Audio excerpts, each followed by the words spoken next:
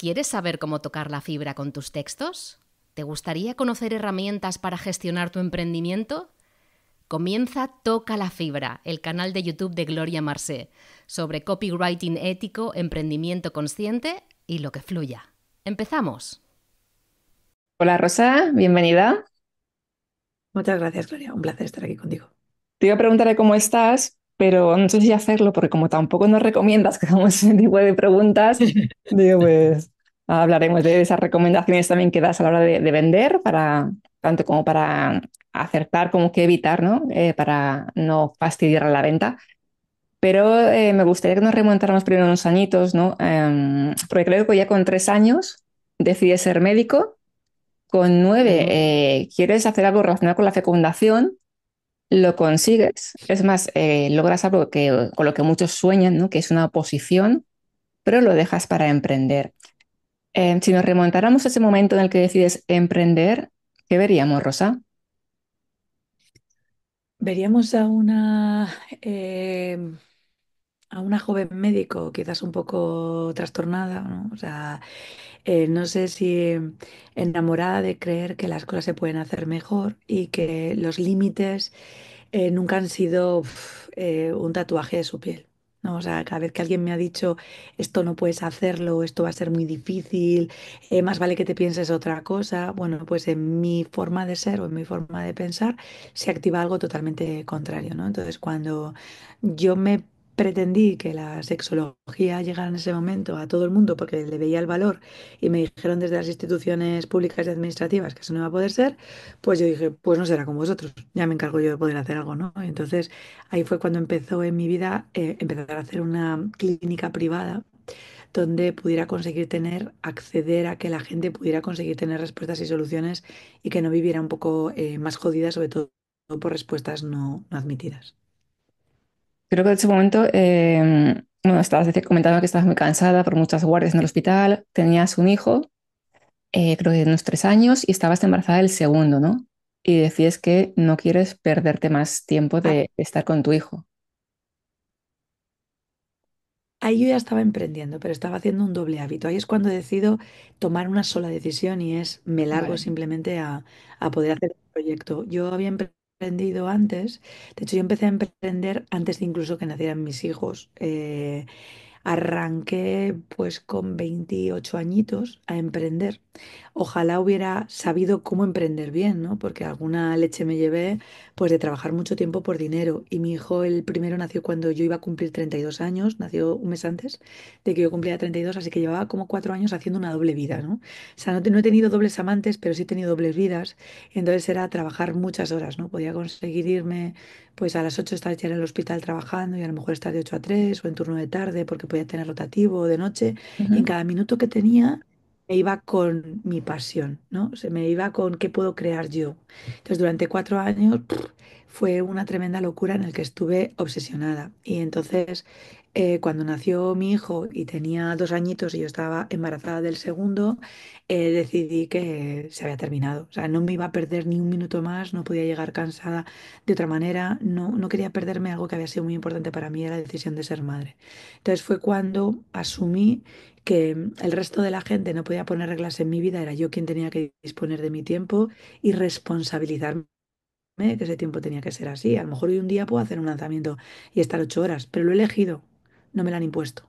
Entonces ahí cambió todo. Pero yo había empezado a emprender un poco antes, pero decidí solo dedicarme al emprendimiento cuando estaba embarazada del segundo. Y dices que ojalá lo hubieras hecho antes, ¿no? Que hubieras cometido igual algún error menos. No sé si, bueno, yo creo que de los errores se aprende, ¿no? Pero es cierto que igual dices, pues este lo podía haber evitado. ¿Hay alguno que hubieras no cometido o que con la experiencia que tienes no puedas alertarnos a otros para que no cometamos? Pues mira, yo hay un error que sé que tenía que haberle cometido y aprendí mucho de él, pero bueno, creo que no todo el mundo tiene que darse una hostia contra la pared, ¿no? Y es la forma de elección de socio. Ok. Sobre todo porque a veces cuando eliges ser acompañado por alguien, que va a ser mucho más fácil y mi recomendación es que hasta que no tengas tú las cosas muy, muy, muy claras y tengas ya un estatus y una marca personal, no te combines con nadie. Las combinaciones en sociedad son bastante peligrosas, sobre todo desde el inicio, porque no ponemos la misma carne al abrasador, ¿no? O sea, es la jugada de que esto pueda ser yo doy, tú das, ¿no? Generando unas Ya. expectativas cuando estamos arrancando algo. Yo creo que eso es un error, de la otra parte hacia ti y tú hacia la otra parte. Entonces, creo que para eso se crearon los contratos de prestación de servicios. Tú puedes crear tu proyecto y pedir que ocasionalmente una persona colabore contigo en algo y te pase una factura o tú pasar una factura al otro, pero yo creo que meterte en la cama de alguien desde el punto de vista empresarial, yo creo que aquí tenemos que conseguir cometer la máxima virginidad, con muy poquitos o con uno. O sea, mi recomendación es que ahí las medias tintas y estar a dobles no funciona muy bien. De hecho, vosotros sois solo dos, ¿no? Tienes dos empresas y sois dos socios, es tu marido y tú. Ahora mismo sí, porque vendimos una tercera empresa en la que Ok. estábamos con otra persona, en el que yo pensé que solo había emprendido con la otra persona, tenía separación de bienes, pues al final mi parte está dividida entre dos. Y entonces nos separamos cuando vimos que ya no podíamos conseguir hacer una coexistencia de co-creación sobre una empresa. Y entonces nosotros hemos llegado a tener tres empresas. Una la vendimos por 1 euro y entonces en ese momento fue como soltar un lastre que ya no iba en coherencia ni en valores con los que nosotros queríamos. Entonces sí, las otras dos las tengo con mi pareja, con el padre de mis hijos, con mi socio, con la persona con la que yo he decidido pasar el resto de mis días, no sé si el resto de mis noches, pero sí el resto de mis días y conseguir hacer algo que sea un poco diferente. Nadie puede decir de este agua no beberé o este cura no es mi padre. Ahora mismo en la sociedad sí que tenemos algo claro y lo tenemos separado con una separación de bienes para que podamos conseguir tener la libertad cada uno de qué decidir y cómo hacerlo y cuándo y con quién. ¿Y de esas dos empresas, hay alguna que sea principal a la otra en dedicación y en facturación? Una es madre y la otra es hija.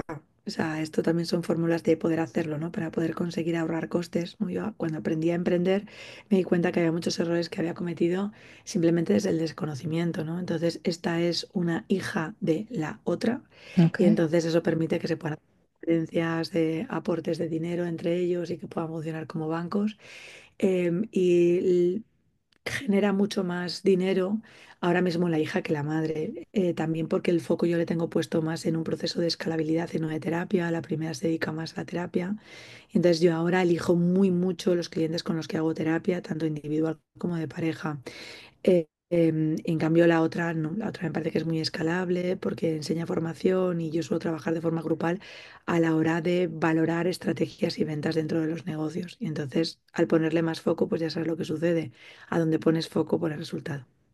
Además, tú hablas abiertamente de dinero. Has comentado, ¿no? que pues, de facturar más de 1 millón de euros trabajando 3 horas al día.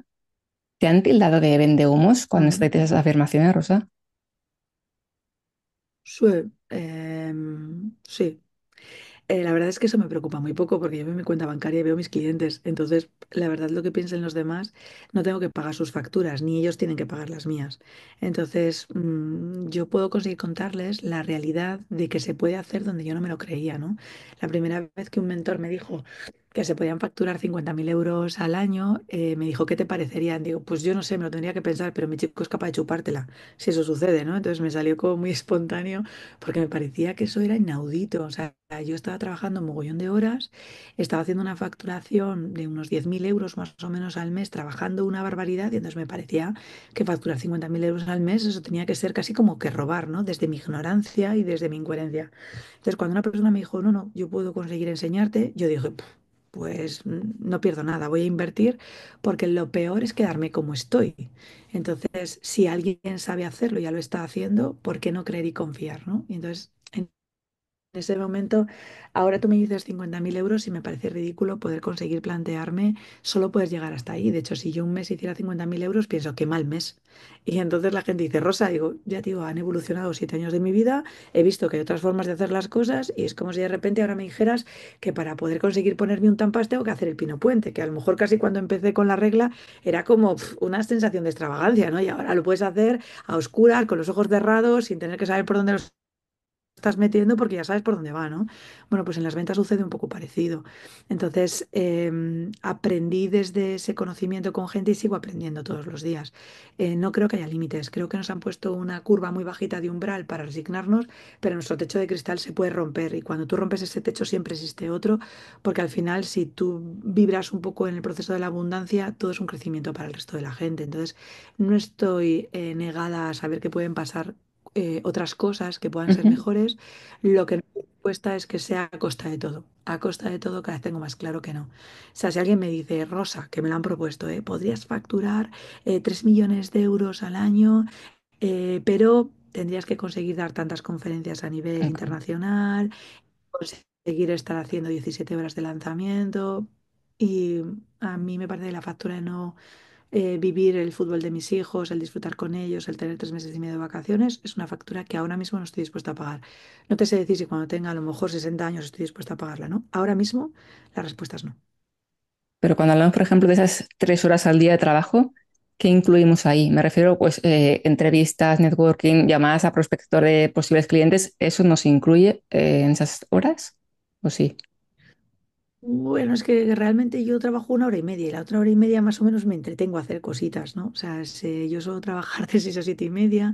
Sé que a la gente no le gusta escuchar esto, pero cuando contesto algún WhatsApp o correos electrónicos y demás y tal, yo lo hago bastante rápido, que posiblemente sea por mi alta capacidad.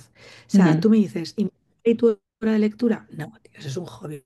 O sea, evidentemente estoy cada vez más formada, más cualificada, más preparada, pero es como si hacer deporte. Si yo estoy mejor mentalmente, porque físicamente estoy mejor, no lo considero mi trabajo de Ok. desarrollo de mi negocio. Es verdad, ¿no?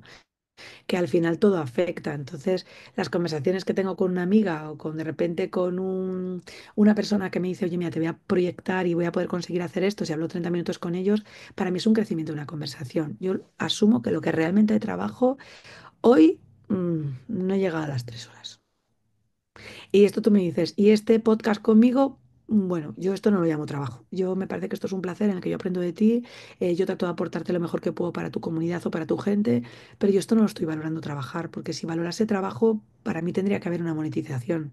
O sea, yo Ujú. siempre creo que lo que no monetiza esclaviza. Entonces, yo valoro trabajo lo que me está dando una pasta. Esto para mí es un lujo, un honor, como te he dicho antes cuando estábamos hablando de poder conseguir aportar un valor que yo tengo y eso me parece que es mi obligación. Si alguien quiere sumarlo como trabajo, pues que le sumen hoy media hora más o 1 hora más, lo que toque. Ujú. Además que empiezas muy pronto, ¿no? Creo que llevas unos 7 años despertándote a las 4:14, más o menos. ¿Por qué tomas esa decisión? Mm. Y es también por eso que tus formaciones suelen ser a horas no habituales para los demás. Bueno, no habituales. Yo antes era nocturna, era búho. La gente cree que siempre he sido alondra, pero qué va. De hecho, yo cuando estaba en el hospital pues, estábamos acostumbrados a partir a las 2, 3 de la mañana, 4 íbamos de tirón.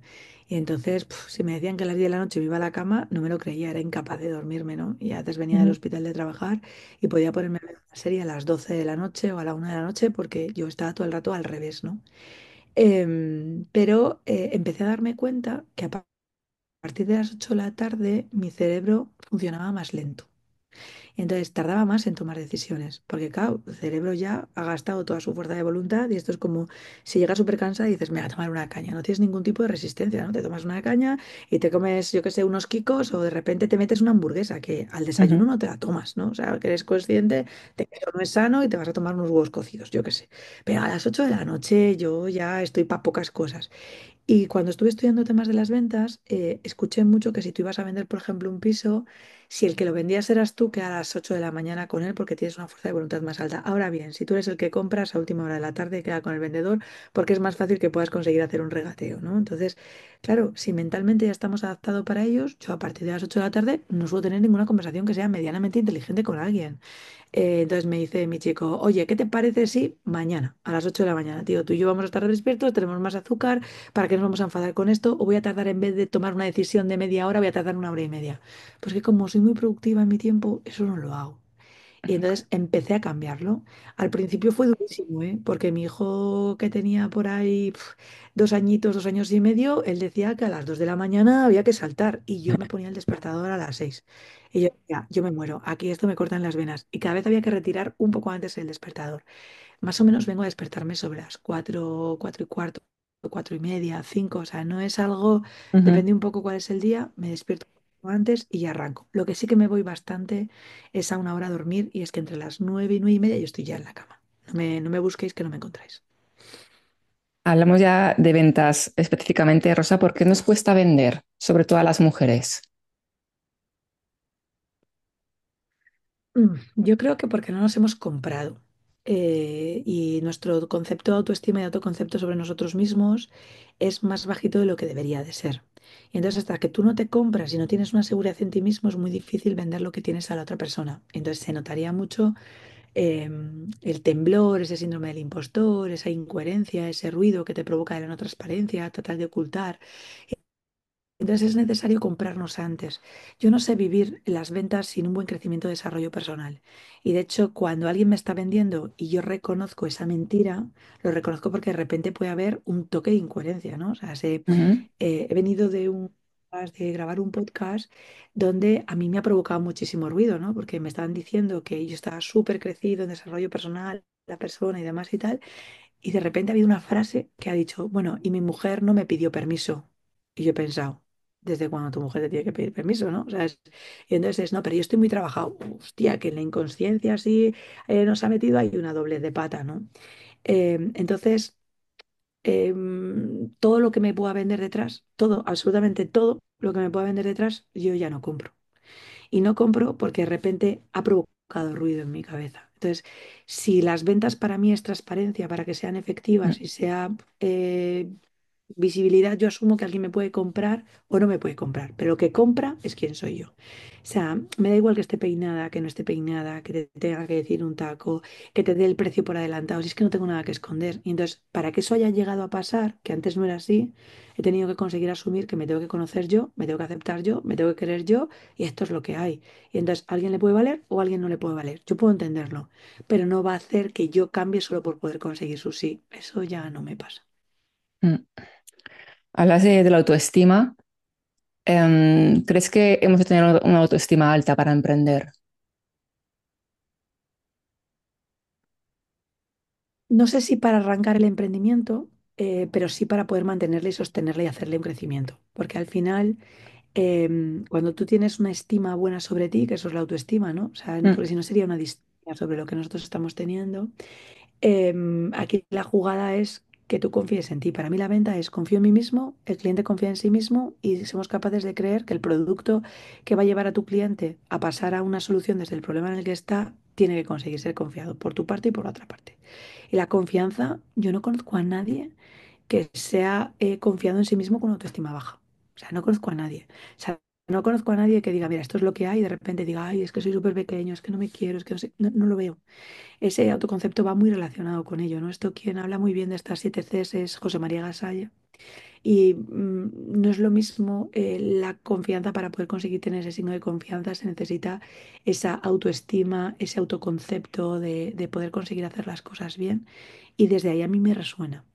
Entonces, cuando tú te planteas eso, pues si algo te da miedo o algo no tienes claro, pues todos los días a trabajarte. Yo todos los días me trabajo mi ego, me trabajo mi soberbia, me trabajo mi desarrollo personal, los miedos que aparecen por mi puerta, las inseguridades, y entonces las reconozco y digo, "Oh, mira, mira que viene por aquí, qué suerte. Vamos ella y yo a tener un diálogo para decir, mira, sí o sí, seguimos adelante. Y desde ese sí ya vamos adelante, no sé si para emprender lo tienes que tener claro, pero para sostenerte sí, porque si no el emprendimiento es que es durísimo, ¿eh?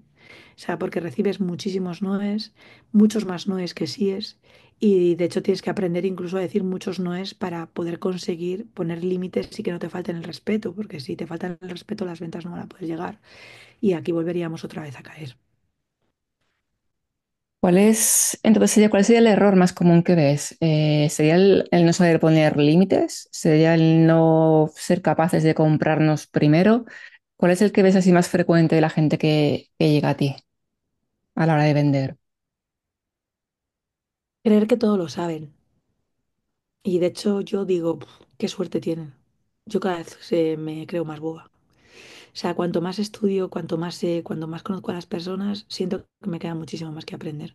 Entonces, cuando alguien viene asumiendo que ellos ya lo saben todo y que solo puede ser de su fórmula y que solo puede ser sin escuchar nada más, yo me quedo alucinada. O sea, yo ayer tenía una conversación con Jordi Alemany, que le admiro y creo que está en un posicionamiento en muchas cosas mucho más elevado que yo, y teníamos una opinión en una forma de lanzamiento totalmente diferente. Y yo en vez de decir, ¡buah! Yo ya me lo sé. ¿Qué me va a enseñar este, no? Que esto es lo primero que me sale si sale Dios Diego. De repente dije, voy a escuchar y voy a apuntarlo. Y luego voy a reflexionar por qué esta persona está haciéndolo así que podría hacerlo de otra manera totalmente distinta, ¿no? Y entonces cuando lo vi dije, qué interesante, ¿no? Ver desde este punto de vista. Este punto yo no le había visto. Entonces, en vez de restar, lo que hago es escuchar para poder sumar, incluso poder llegar a multiplicarlo. No digo que todo lo que diga todo el mundo me valga.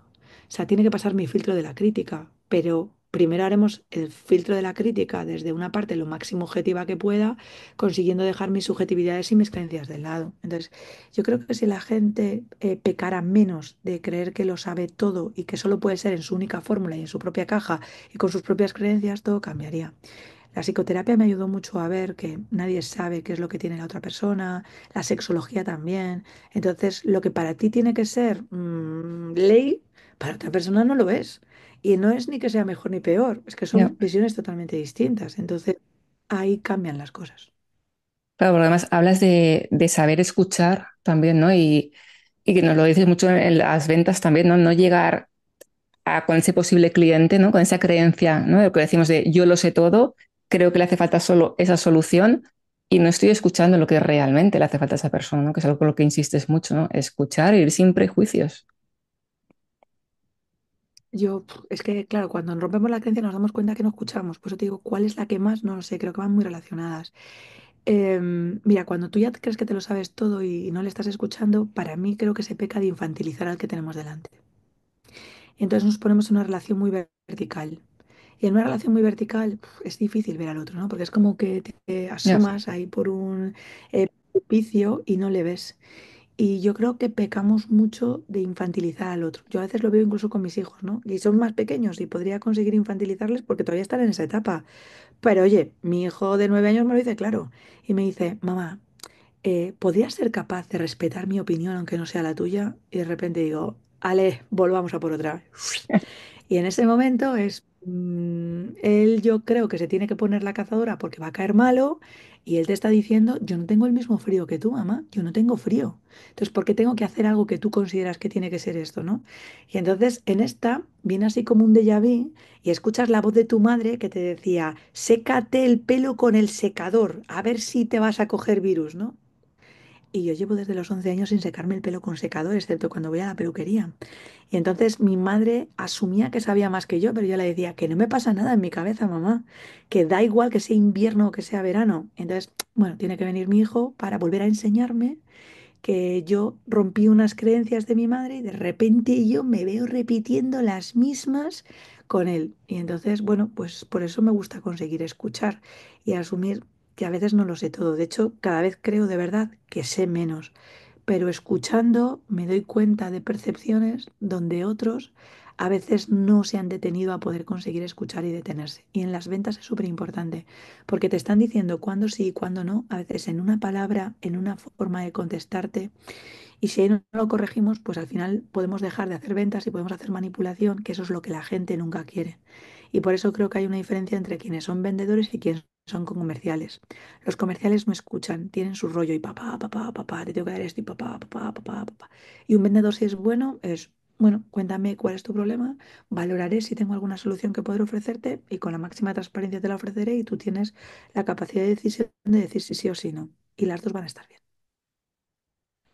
¿Crees que un comercial entonces va más pensando en sí o sí tengo que venderle algo, sea lo que sea, y el vendedor Mm. no tiene por qué, ¿no? Igual no ahora, más adelante, o simplemente no es.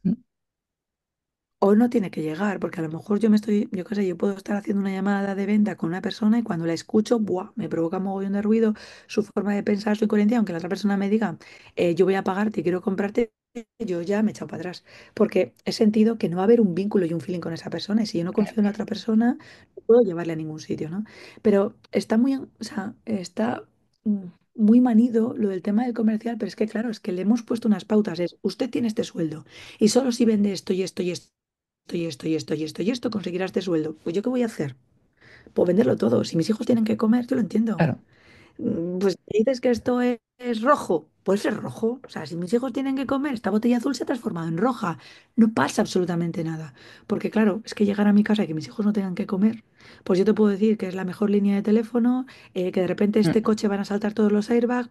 He memorizado como un lorito, que es lo que tú has querido, y entonces he hecho una venta, que no he sido vendedor, he hecho una venta, ha habido una transacción económica donde sucede hoy, pero dentro de 3 días o dentro de 2 meses ya no hay, porque esa persona ni se ha vinculado conmigo, ni yo he visto sus necesidades, y cuando salga del despacho o del concesionario donde he estado, si te he visto no me acuerdo. O bien en las devoluciones, ¿no? Directamente también, ¿no? Hablas de los vínculos. Das muchísima importancia a los vínculos, Rosa. Mm, Cada vez más. Y de hecho, en alguna vez me he planteado hacer una tesis doctoral, ¿no? O sea, de esto que te vuelve medio loca y tú crees que por tener un doctorado sería todo mucho más sencillo y demás y tal. Bueno, eso era ego, ¿no? Por eso no lo hice. Empecé dos y dije yo, ¡wow, madre mía! Aquí es demasiado tiempo invertido para la rentabilidad que le voy a sacar yo. Y menos mal que mi parte práctica siempre ha ayudado. Pero si pudiera hacer algún tipo de tesis, yo valoraría qué beneficio de margen y de conversión tienen la gente que aporta un valor cuanto más se vinculan. Porque si yo realmente lo que quiero es aportarte una solución o estoy vinculada contigo y tengo algún tipo de conexión en una conversación o en algo, o todo lo que te esté contando es mentira. Y a mí se me nota mucho, ¿no? O sea, de hecho, Ujú. a mí se me nota una barbaridad. Cuando digo una barbaridad, esto todavía no lo tengo yo entrenado, ¿no? O sea, yo estoy haciendo y estoy grabando un podcast y de repente se ven que yo no estoy fluyendo, ¿no? Y de repente me dicen, Rosa, se te nota. Y yo digo, hostia puta, pues esto es lo que hay. Y se me nota mucho porque hago giros muy diferentes, suelo buscar el corte, ¿no? O sea, ahora mismo los que nos estén escuchando saben que yo estoy fluyendo. Y de hecho, ¿cómo pueden saberlo? Porque soy disléxica. Entonces yo estoy notando que hay frases que no estoy cerrando, porque mi dislexia no cierro las frases. Para mí tiene una línea de conexión, pero como yo estoy fluyendo contigo y estoy disfrutando lo que me estás preguntando, pues hay frases que no tienen sujeto, verbo y predicado y punto final. No lo hay, Ok. así que no lo busquen. Que no me copien a mí para eso. O sea, yo puedo conseguir escribírtelo, pero cuando estoy hablando, mi dislexia y mi alta capacidad disfruta con ello. Entonces no tengo frases medidas, no te sabría contar un chiste finalista, o sea, las historias puedo comérmelas y entonces yo ahí estoy disfrutando mucho y puedo irme de un sitio a otro. Y entonces en la otra parte no, en la otra parte se nota y a los comerciales les notamos y aparecen los vendehumos y lo percibimos y eso lo va a percibir porque no sentimos ninguna conexión, sentimos una evitación y no sabes por qué, pero es como tengo una barrera que uno de los dos no ha querido romper. Y yo la noto cuando la provoco, ¿eh? O sea, Ujú. y, Rosa, pero tú no eres así. Y yo le digo, a lo mejor no tengo que dejártelo todo fácil, ¿no? O sea, sentí parte de que yo haga esa parte de conexiones, que tú te des el permiso de poder conseguir atravesarla, o no. O de repente alguien ha hecho una incoherencia y yo ya digo, defensas. Y entonces es, ojo que me pilla, ¿no? Entonces los vínculos súper importantes, vínculos que podamos hacer afectivos seguros o independientes, dependientes o de más de un apego más inseguro o poder conseguir hacer un evitativo. Yo no creo que se pueda vender bien o tener un negocio que sea escalable con vínculos evitativos o que de apego dependiente. Por eso es tan importante trabajar el desarrollo personal. De la otra manera podrás vender, pero serán parches y no será un negocio. Te agotarás consiguiendo tener que hacer miles de lanzamientos, miles de llamadas seguidas, pero no habrá una conexión de telaraña en ese negocio. No habrá una jugada donde tus clientes puedan pasar de un extremo a otro sabiendo que les estás aportando valor. ¿A qué te refieres con lo de vínculos evitativos? Un vínculo evitativo es gente que no se da a conocer. y no se da a conocer. De hecho, tú sabes que esa persona... em, Mira, ayer una persona, por ejemplo, me decía, yo le dije, encarnas el canon de vínculo evitativo. Y me dice, no, si yo soy un tío muy independiente, sí, eres muy independiente porque tienes un vínculo evitativo, pero el vínculo que hace no es independiente, no es de seguridad.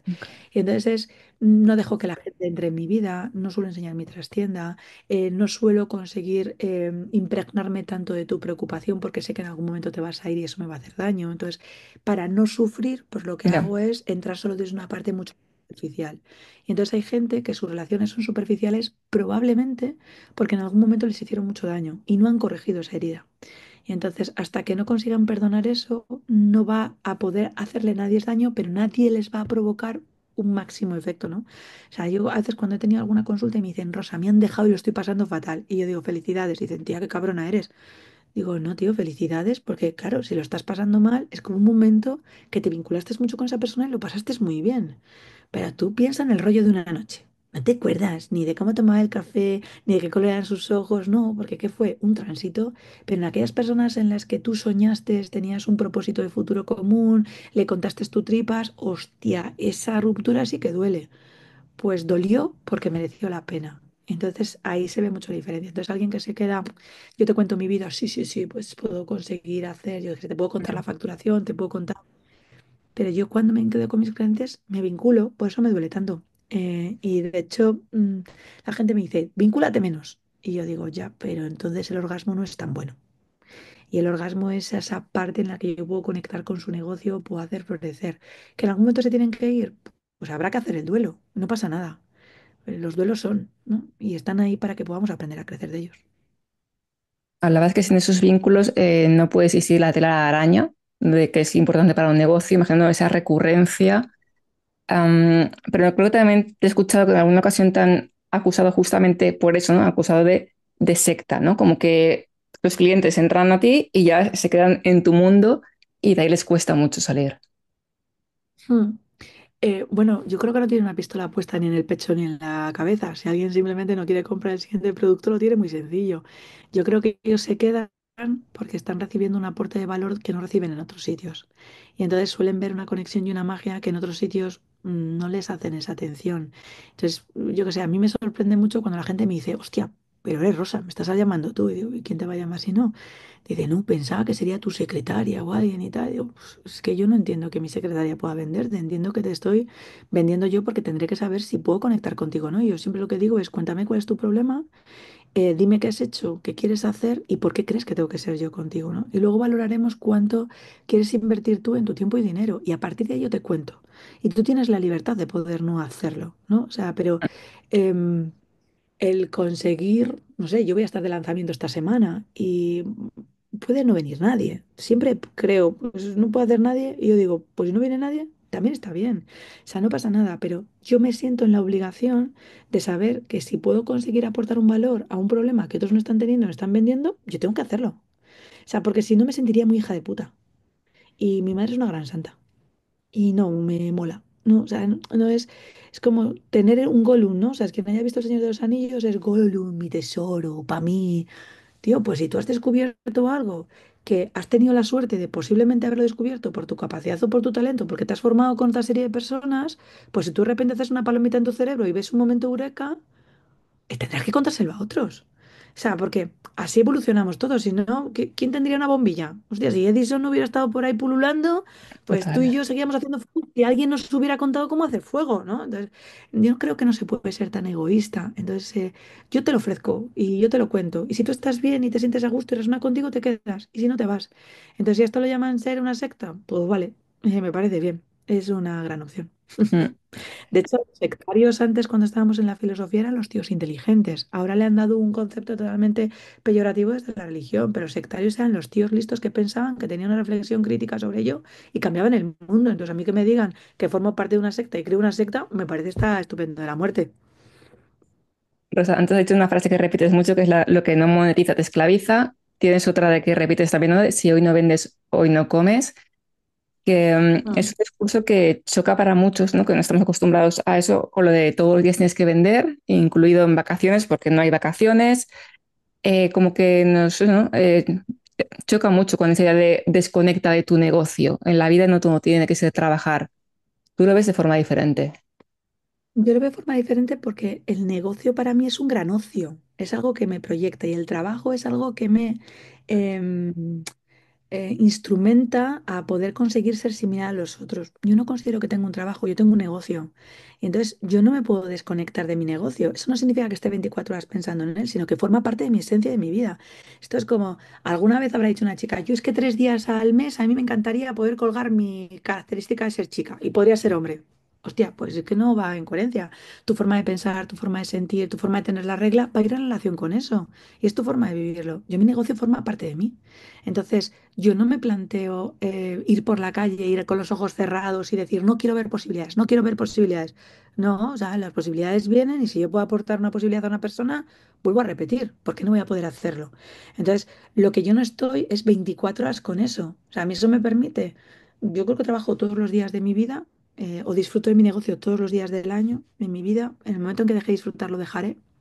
Y esto yo suelo decir que cuando me deje palpitar el coño se ha terminado, igual que se terminó la medicina como la había estudiado de una forma clásica, otra serie de cosas que cuando yo digo hasta aquí, es hasta aquí, ya no tengo vuelta atrás.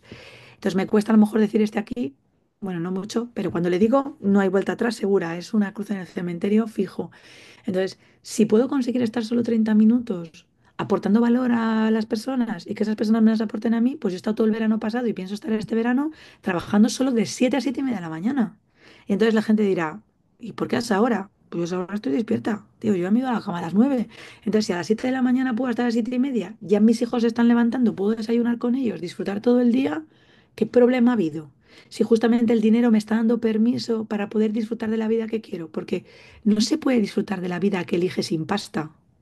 Y alguien dirá, hombre, yo disfruto de la vida, pero no la que eliges, sino la que te ofrecen. Y esta es distinta. O sea, si yo quiero conseguir que mis hijos puedan conseguir tener una dentadura perfecta, pero no porque sea perfecta, porque estéticamente sea perfecta, Ujú. sino para que no tengan otra serie de problemas orgánicos, o tengo pasta o eso no puedo hacerlo. Porque si no estaré esperando que alguien lo pague. Y entonces lo que estaré será es mendigando. Y a mí me encanta vender, elegirlo yo. Yo elijo mi vida. No espero que otros me hagan poder vivirla con ellos mismos. Entonces, yo suelo creer que las vacaciones solo se la pueden permitir los ricos. Igual que las crisis, los pobres no pueden permitírselas, no pueden ser más de 24 horas. Y entonces con esa regla de tres puedes estar jodido un día, pero al día siguiente, chaval, no puedes mantenértela. Te levantas, tienes un motivo, tienes algo que mantenerte para que no te mantengan los demás y sigues. Porque el otro me parece que se llama victimismo. Desde mi punto de vista, no tiene por qué estar todo el mundo de acuerdo conmigo, ¿eh? Pero para mí soy de las que prefiero manejarme las propias castañas que de repente alguien tenga que calentármelas. Y hablas eso del motivo, ¿no? Que también lo dices mucho, que igual no tienes la motivación todos los días para hacer algo, pero tienes que No. tener claro el motivo. Yo no tengo motivación hoy para estar contigo, pero tengo un motivo claro. O sea, yo estoy cansada, tengo dolor por todo el cuerpo, se me está viendo la voz, pero si tengo que estar todo el rato motivada o enchufada para poder hacer las cosas, no haría nada. O sea, esto es una forma de poder conseguir educar a tu cerebro a que funcionen las cosas de un modo distinto. Entonces, yo tengo un motivo, y el motivo es elegir mi propia vida y poder elegir la vida como quiero, con quien quiero, cuando quiero y como quiero. Y entonces, sí, poder hablar contigo me permite tener una visibilidad, poder relacionarme con otro tipo de gente que no me conoce y demás, pues yo tengo un motivo, no tengo que estar motivada. Ahora bien, pensamos que para poder hacer una buena actuación o una buena respuesta tienes que estar súper enchufada. Yo no lo estoy y aún así te estoy dando todo lo que tengo, porque para mí eso es la excelencia, no la perfección. O sea, yo te puedo dar todo lo que tengo bajo mi momento y bajo mis circunstancias hoy, 10 de marzo a las 14:39, ¿vale? Pues a esta hora puedo darte todo eso. A lo mejor a las 7 de la tarde mi excelencia sería otra distinta, posiblemente diferente a la que tengo a las 5 de la mañana, ¿no? Pero te estoy dando todo lo mejor que tengo. No te estoy diciendo, lo haremos, Gloria, cuando esté perfecta, porque si tuviera la perfección, no lo voy a hacer nunca, ni tú vas a hacer un podcast, ni vas a poder conseguir tener clientes, ni yo les tendré, ni... No, esto es mi excelencia. Mañana espero ser más lista que hoy, por lo tanto, hoy en mi excelencia te doy la tontuna que tengo. Y más consejos que nos das, Rosa, es que no vendamos nada gratis, que no hagamos descuentos, incluso dices, ¿no? Que ni siquiera vayamos a las rebajas. O sea, No, porque te estás faltando el respeto. Y de hecho, cuando alguien a mí me pide un descuento, yo siempre digo que sí, pero de su cuenta bancaria. De hecho, que alguien mire por favor el concepto de descuento y es disminución de una cuantía económica, pero no dicen de dónde.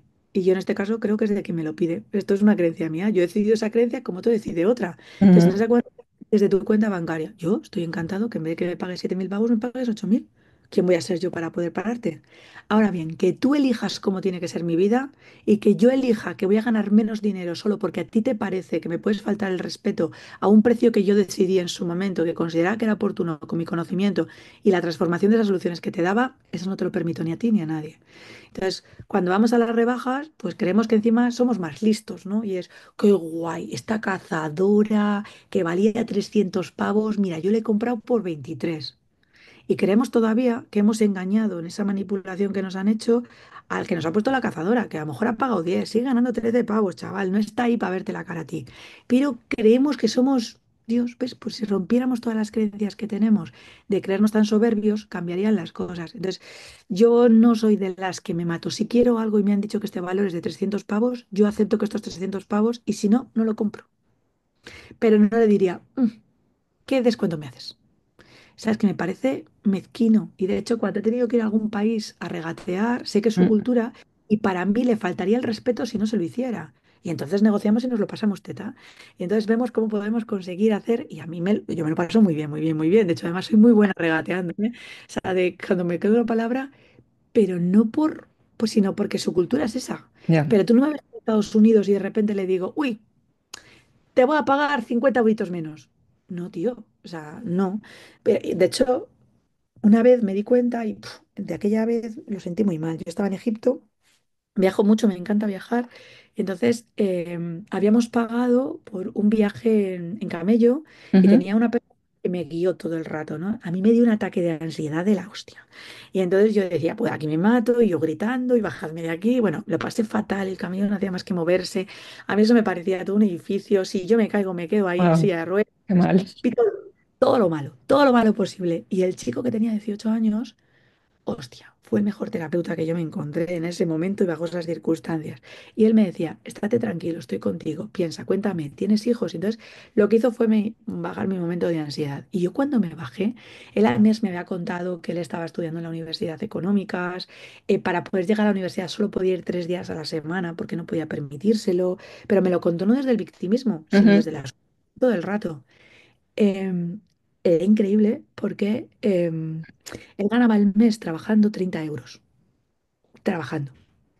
Y entonces, bueno, a mí me pareció que había venido Dios a visitarme, a tranquilizarme y a ser el mejor médico del posible. Y le di 20 pavos de propina. Digo que me arrepiento no haberle dado los 30 pavos, sino la consecuencia de no entender su cultura. Porque Ya. de repente le habían dado y se ganó, le despidieron del trabajo por aquello. Porque el jefe sintió que yo había faltado el respeto y pensaba que él me había manipulado. Yo decía, te lo juro que esto no me ha pedido absolutamente nada, esto es una decisión mía, pero allí entregan las propinas de forma colectiva. Y entonces luego con esas propinas colectivas, si se hay y deciden, es él el que decide cómo hace una distribución. Y yo me lo salté por el forro, no le hice un favor. Yo pensaba que le estaba dando un mes entero para que pudiera conseguir estudiar y le hice una putada.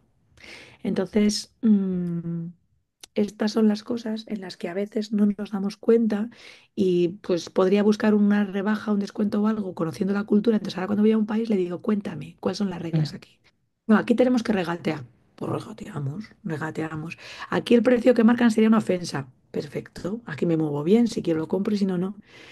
Pero yo aquella no la viví bien. De hecho, estuve 2, 3 días jodida porque él me dijo, seguro que encuentran una solución rosa ya, pero esa fue mi torpeza. O sea, es valorar el tiempo, ¿no? Y el dinero de las personas que tenemos delante, pero también lo que decimos es escucha y saber en qué contexto estamos. Además, creo que tú lo valoras tanto, no tanto el tuyo ¿no? como el de los demás, que hasta cuentas, ¿no? Que hasta tus padres, por ejemplo, si te hacen tuppers, pues se lo pagas y ya está, ¿no? Y es también el respetar, o sea, es coherencia en todo el tiempo. De hecho, mi madre me dice, ¿pero cómo vas a pagar? Porque has invertido tu tiempo. Ya, pero hija, yo esto lo hago con locura. Ya, pero puedes estar consiguiendo estar en el callista, ¿no? O sea, estar consiguiendo porque no nos damos cuenta. O sea, es que el problema es que la palabra respeto está muy ninguneada. Y entonces decimos, solo me faltan el respeto si me pegan. Como que faltan el respeto con muchas más cosas. O sea, cuando de repente te dicen idiota, o cuando te hacen un silencio que no te han explicado, o cuando de repente no te están pagando el precio porque saber cuánto puedo conseguir ganar para que yo gane y tú pierdas. Se falta el respeto de muchas maneras. Aunque cuando alguien te falta el respeto es porque tú no le tienes bien controlado contigo mismo, porque la primera vez el problema no es tuyo. O sea, imagínate que a alguien te falta el respeto, ¿no? Pues no te lo esperabas. Y entonces, pues de su propia ignorancia ha sucedido, te falta el respeto. Pero la segunda vez es solo tu responsabilidad. Entonces, cuando te faltan una sola vez el respeto, esa relación se terminó. Porque va a volver a pasar. Va a volver a pasar. Y entonces yo lo que hago es que no vuelva a pasar, ni en una relación, ni en un vínculo, en un negocio, ¿no? O sea, me ha pasado esta semana que una persona que me robó, o sea, tal cual, me robó, Ujú. me quitó clientes, me faltó el respeto y demás, se ha tratado de meter en uno de mis grupos para aprender ahora a vender. Y entonces ha sido como, chaval, tienes unos huevos como la Catedral de Burgos, seguro, pero si yo te dejo estar dentro, la que me falta el respeto soy yo. Y entonces no te lo voy a tolerar. Y tú dices, ¿ha podido cambiar? Bueno, para empezar así tiene que pedir perdón, ¿no? O sea, tienes que saber y ser consecuente con los actos que tú has hecho. Y entonces yo, no es cuestión de más gente, es cuestión de mis valores. Entonces, para mí no hay nunca un cheque suficientemente con ceros para que yo decida que cambie mi valor. Entonces, a mí alguien me dice, ya, pero como te voy a pagar esta formación, me vas a atender. ¿Perdona? Va a ser que no, a la puerta. Entonces, yo suelo perdonar, pero no olvidar. Olvidar es una infamia bastante estúpida por parte del humano, ¿no? Entonces, yo te perdono, ojalá te vaya muy bien en la vida, pero o sea, no me meto el cáncer en mi casa. Eso no es muy listo. Y ahora que hablas de respeto, Rosa, ¿a ti te han acusado alguna vez de falta de respeto a alguien? Porque creo que eso es diferente, ¿no? A veces confundimos el hablar directo, ¿no? O el decir la verdad con manipulación, con marketing agresivo, como que muchas veces se mete todo en el mismo cesto, ¿no? Y no sabemos diferenciar bien una cosa u otra, o no queremos porque eso nos hace daño y es más fácil decir por ahí, ¿no? Mira, yo suelo creer que cuando no cuento la verdad o no soy transparente con lo que estoy viendo, les estoy faltando el respeto. Entonces, lo que suelo es o hacer un silencio o si espero a que me pregunten y me digan, oye Rosa, ¿qué te ha parecido? Y entonces yo suelo decir, ¿qué quieres que te cuente? ¿La verdad o lo que quieres oír? No, Rosa, la verdad. Pues te voy a contar qué verdad veo yo. No tiene que ser la única verdad. Te estoy Mm. contando la que yo he visto desde el otro lado, ¿no? Y eso me parece que es respetar a la otra persona. Creo que es muy fácil ser mentor consiguiendo solo tener los chupachuses o las palmaditas y que te digan, perfecto, enhorabuena, me encanta tu trabajo, excelente, sigue así. Buah, a mí eso me parece una falta de respeto. O sea, tremenda porque ahí sí que me parece una manipulación. No toleraría que me lo hicieran a mí, no tolero poder hacerlo con los otros. Pero estoy segura que he faltado el respeto a más de una persona no sabiendo que se lo estaba faltando, ¿no? Pues yo qué sé. Pues a veces cuando he querido conseguir hacer, no hay una frase que dice mucho Carlota Bellono, que es llevar el caballo al río, pero no puedes obligarle a beber, ¿no? Y entonces yo a veces, o sea, desde mi falta de respeto con esa persona, veo tanto talento que de repente le digo, pues vas a beber aunque te meta un puto embudo, chaval, porque es que cuando bebas ya verás cómo las cosas cambian. Eso trato de aprender a no hacerlo, pero lo he hecho. Ahora que soy más consciente de que cada uno tiene que decidir su vida y si se quiere morir de sed, se tiene que morir de sed. Pero he faltado el respeto así muchas veces desde lo que pensaba que era mi máxima verdad y aunque tuviera razón, haberlo hecho. Y entonces pues, yo he visto igual que aprendí que alguien podía tener un cáncer y no quería tratarse, aunque a mí me sacase de mis casillas, era su decisión. Y no era mejor o peor que la mía. Era su decisión y tenía que respetarla. Entonces aprendí una frase que es, acepto o no acepto tus decisiones, pero lo que digas lo respeto. Y eso es dificilísimo. Es un mantra que todos los días me recuerdo respecto a mi pareja, a mis hijos, a mis clientes, a todo el mundo. Porque mi hijo puede decir, no, mamá, yo voy a decidir jugar al ordenador. Y yo puedo decir, pues no lo acepto. Pero tengo que conseguir también que tiene que aprender a cometer sus propios errores. No puedo conseguir estar metiendo una bruja de cristal todo el rato yo, ¿no? O puedo conseguir asumir que mi pareja es súper inteligente y yo no acepto que pueda estar escondido, pero tengo que respetar que no quiera relacionarse con la gente.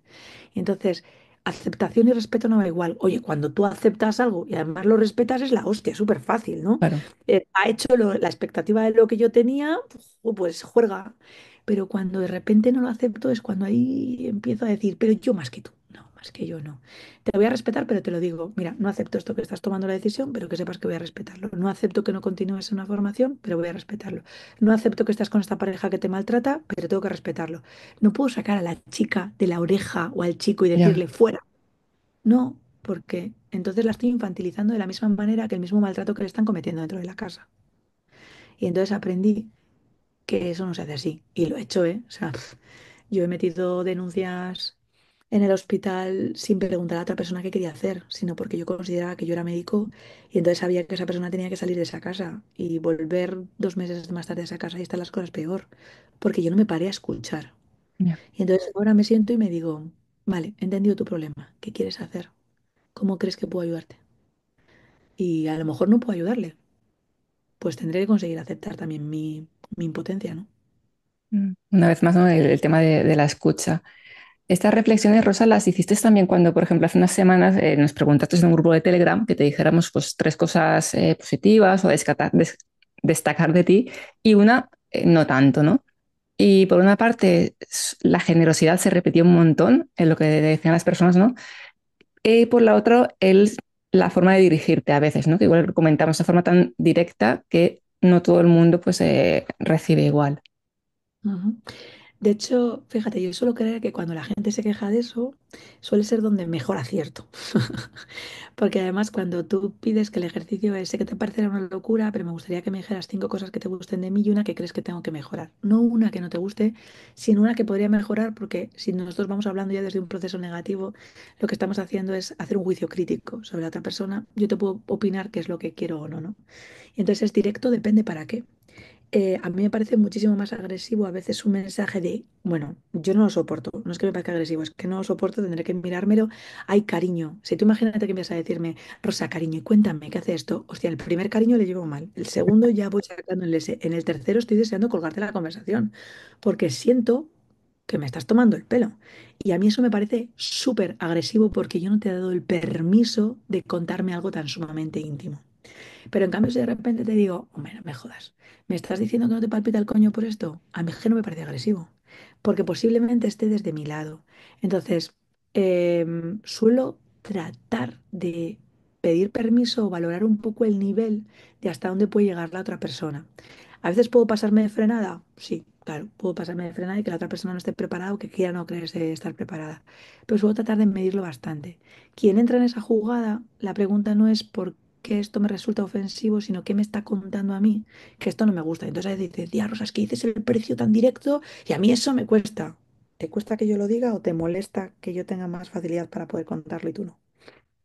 Entonces, aquí la jugada no siempre es de quien lo dice, sino porque me falta ese respeto, ¿no? O sea, mira, en- hay una película que se llama, me parece, Fuck en inglés.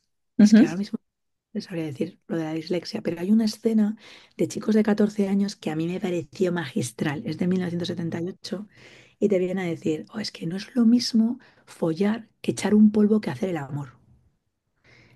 Y evidentemente no es lo mismo. O sea, tú puedes hacer el amor con muchas cosas, con una mirada, con una conversación, con un escrito, ¿no? O sea, estás transmitiendo tu esencia de lo que quieres a la otra persona de una manera. Echar un polvo es algo rutinario, es algo mecánico, es un venga, que nos ponemos pim pam, pim pam, pim pam. Pero follar lleva otro instinto, lleva un arrancar, un de repente una forma mucho más pasional. Y cuando la gente te dice, yo es que a mí me gusta más echar follar que echar un polvo, y me dicen, Rosa, ¿qué palabras son esas? Es que yo hago el amor. Pues yo no. O sea, yo hago el amor muchas veces, pero cuando quiero follar, quiero follar. Es que a mí eso me resulta ofensivo. Bueno, pues hazte mirar porque tú tienes una creencia, porque a mí me parece que el castellano tiene una riqueza tan amplia que yo quiero poder conseguir utilizar cualquier tipo de palabra sin que alguien me cohíba. O sea, yo decidiré que quiero poder conseguir utilizar. Puedo no utilizar ese vocabulario para poder hacerlo. Soy una tía muy culta a la hora de poder hablar, pero a mí me parece que el castellano está ahí. A mí nunca me resultó ofensivo, por ejemplo, Cela, cuando hablaba. Pero había gente que decía, ¡hala, qué vocabulario! Y dice, bueno, me parecía que era bastante transparente. Y si de repente alguien estaba diciendo, estoy cagando, no suena igual cagar que defecar. Yo Mm. conozco los conceptos, pero no es exactamente lo mismo, ¿no? O sea, no es lo mismo que tú digas, me encuentro mal, que estoy jodido. Entonces, ¿por qué una cosa resulta más ofensiva? No, porque tú has querido mantenerle en esa creencia de lo que te han parecido que es oportuno o correctamente políticamente apropiado. Y esa forma de hablar, ¿hay algún en algún punto es estrategia de pensar, bueno, mi marca personal ha de unir la parte de sexología con la de mentalidad, la unimos así, pues tu forma de hablar, sin más. Mi forma de hablar. De hecho, cuando yo empecé en sexología me di cuenta que me habían enseñado de una forma súper hiper culta a conseguir hablar del de que tenía delante y el que tenía delante no se entendía una mierda. Y entonces yo me adapté a la situación, ¿no? O sea, entonces yo le decía, mira, pues es que tus cuerpos cavernosos no se llenan de sangre. Y me decía, perdona, tío, que se te queda morcillona, que nos ha llenado el LS. Y entonces me decía, lo de morcillona sí lo entiendo, Rosa. Y entonces yo decidí, pero vamos a ver, ¿aquí para qué estoy? ¿Para idolatrar mi ego o para poder aportar valor a la otra persona? Y entonces empecé a explicar las cosas de una forma muy rasa, muy cercana. La gente no va hablando con unos criterios de bueno, yo te voy a llevar a que entrenes en una conciencia diferente por tu espiritualidad para que la gente no habla así. O sea, yo no veo tomando un café y que la gente hable de eso, porque si yo entro en el S me quedo tan pijota de decir, ¿hasta cuándo eso será cierto, no? O sea, la gente es muy normalita. O sea, habla como hablas con tu pareja o con tus hijos o como que estarías con tus padres. O sea, me preguntaban el otro día en un podcast que me hicieron que nunca me habían hecho esa pregunta, ¿eh? Pero me encantó, porque me habían pedido otras personas para que les contasen cosas de mí, ¿no? O sea, cosas que Ujú. fueran más de mí, de gente que me conociera. Entonces, la primera pregunta que me hacen es, Rosa, ¿por qué a ti te divierte tanto ver reels de pedos? Y yo dije, pero yo pensé rápidamente, menos mal que pienso rápido, hostia, ¿quién le ha contado esto? Y pensé incluso la persona que se lo había contado, porque yo me divierto muchísimo, muchísimo.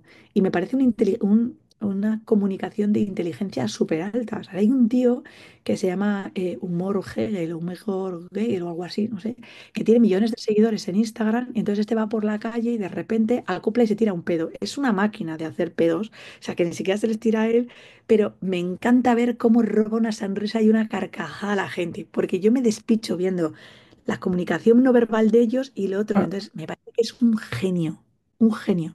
Y entonces, pues es que todos nos reímos de esas cosas, igual que nos reímos de una caída, luego salimos corriendo a atenderle, pero tú ves una caída y te ríes, o sea, yo qué sé, ves un tropezón o alguien que no lo cuenta bien y te despichas sobre ello, y entonces somos así de humanos, porque nos han pasado cosas similares. Entonces, si alguien nos está contando en un monólogo una caída, nos reímos con él porque recordamos nuestra propia caída, pero si alguien nos dice, podríamos tener un momento disruptivo en la comunicación caminando por este... Perdona. Yo no te he entendido, tío, no te he entendido. Entonces, como no me gusta que me hagan sentir tonta, trato de no hacer sentirse tonto a nadie. Por eso me gusta el lenguaje que sea tan sumamente cercano que todos podamos entender. No es una marca personal, es mi forma de ser. Mi padre tenía mucho miedo cuando yo empecé a estudiar medicina, que me volviera gilipollas. Era el mm. máximo miedo de mi padre. Que fuera yo con un traje chaqueta, unos tacones, un maletín de estos de piel y que le viera por la calle y no le saludase. Y yo le dije, pero tú estás tonto, te lo montas.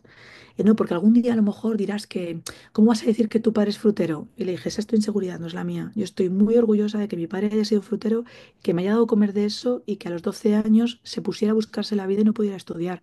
La inseguridad la tienes tú.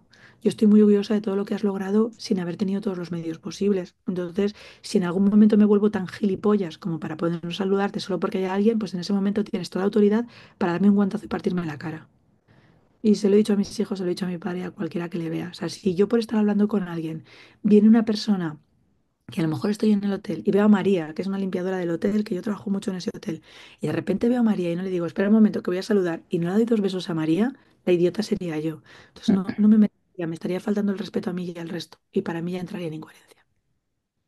Ya para ir acabando, porque ya hemos casi una horita, ahora con las inseguridades me he acordado de una pregunta que cuando, bueno, lo típico que pones en Instagram, ¿no? Que le preguntarías a Rosa, que viene a entrevistarla, me decían, pregúntale a qué tiene, a qué tiene miedo Rosa. A mogollón de cosas. Em, Antes tenía mucho miedo a morirme y a dejar a mis hijos solos. O sea, hasta no tener las cosas resueltas. Ahora creo que tendría pánico porque ellos pudieran conseguir tener cualquier tipo de dolor. O sea, me pondría mil veces yo, pero no soportaría, a pesar de que podría asumir que es su propio crecimiento, no puedo soportar cuando a mis hijos les hacen daño. Y cuando tienen un dolor extremo, ¡buah! Yo aquí puedo entender, yo suelo creer que tenemos un gen todos de asesinos. Todos. Yo estoy segurísima. Cuando la gente dice, yo nunca podría matar a alguien. Pues chico, yo estoy segura de que sí. O sea, a mí me ponen, están haciendo daño a tu hijo y yo les rebano el cuello a cualquiera. Cuando te dicen, podrías comerte a alguien, ¿no? Cuando vi la película de Inviven y demás y tal, y ¿te comerías a alguien muerto por estar vivo y poder irme con mis hijos? Hasta las entrañas. O sea, no tendría ese pensamiento. Estoy claro que tengo una parte muy mamífera y entiendo que todas las cosas, por mucho que me costase en mi cabeza, pues ya me lo manejaría dentro de mi cabeza, pero no soportaría. Me da muchísimo miedo que les hagan daño, muchísimo miedo. Y creo que es a lo que más temo. A quedarme sin pasta, vuelvo a hacerla. A que de repente tenga una enfermedad, pues lo lucharía. No me gustaría, pero lo lucharía, no sé. Pero a mis hijos que ya no controlaría yo tanto, tela, ¿eh? De hecho, me pasa ahora que cuando les veo jugando al fútbol y alguien les da un golpe, me tengo que agarrar a la barra incluida y todo, y le digo a Sergio, sujétame que le arranco la cabeza y me están erigiendo, pues imagínate si el daño fuera tremendo, ¿no? Yo siempre digo, vosotros me presentáis a vuestras parejas, que ya en algún momento de escondida, ya le diré yo, vigílame, mira mis ojos, que mejor que sea tu mejor amiga y no tu peor enemiga nunca, ¿no? Pero eso sí que me da miedo. Normal. Y así para acabar, siempre me gusta acabar preguntando a quién recomendarías tú, ¿no? Que entrevistara, por ejemplo, Visila Bococo, me dijo, no, entrevista a Rosa Montaña, aunque ya estabas en mi lista. ¿A quién me recomendarías tú que entrevistara en este podcast? Decirte una persona sola me parece muy complicado, porque seguro que alguien se ofende, pero te voy a decir por su cambio, porque hay mucha gente que cree que no puede cambiar y antes tú me has dicho y me has hablado de creencias y cómo podemos llegar a romperlas y ser otra persona y te voy a recomendar a Susana Manso. Ella saca un libro ahora, El miedo al fracaso, al miedo al éxito, creo que lo tenemos todos en algún momento de nuestras vidas y ella se ha dado permiso a cambiar o empezar a cambiar con 48 tacos. Nunca es tarde. Y antes tenía creencias muy arraigadas y a mí me parece una persona súper sensata, donde se da cuenta de todo lo que le falta todavía. Incluso ella llegó a ser uno de mis grandes haters, ¿eh? Ahora es cliente, es amiga, pero hace 7 años me ponía a parir. ¿Por Y qué? te lo puedo decir ella, pues porque posiblemente lo que veía de mí, ella siempre dice que era lo que ella quería, pero no se daba el permiso para poder hacerlo, ¿no? Y entonces bueno, me llamó de todo, vendehumos, de todo. Y de hecho, para mí fue un gran aprendizaje saber que no todo el mundo estaba preparado, que ya llegó 2 años más tarde, 5 años más tarde de lo que había pasado todo aquello, y de repente ya está haciendo un cambio brutal. Entonces, yo creo que la gente puede cambiar, que tenemos permiso a poder equivocarnos pidiendo perdón y sabiendo que hemos cometido errores. Y creo que ella impregna una imagen que creo que es muy para admirar sabiendo que lo tenía absolutamente todo un médico con 2 especialidades, tener pues posicionada, reconocer que hay muchas cosas de las que no sabe y aportar valor a los otros, ¿no? Y incluso creo que cuando lo leáis y escuchéis parte de lo que dice, a mí me gusta mucho cómo le vendieron la moto de tener una puta plaza fija, ¿no? O sea, es esa seguridad, ese funcionariado y luego darse cuenta que cuando lo tuvo estuvo luchando más de 20 años por poder conseguirlo, perdiéndose el respeto y faltándose los valores y luego cuando se dio cuenta de que tenía un papelito ha renunciado a ella porque esto no era lo que la llamaba, ¿no? Entonces, creo que va a ser interesante que tengas una conversación con ella. Genial, pues apunto el contactar con ella. Mil gracias, Rosa, por tu tiempo y por tu generosidad. Un placer. Gracias a ti, Gloria, ha sido el placer ese mío.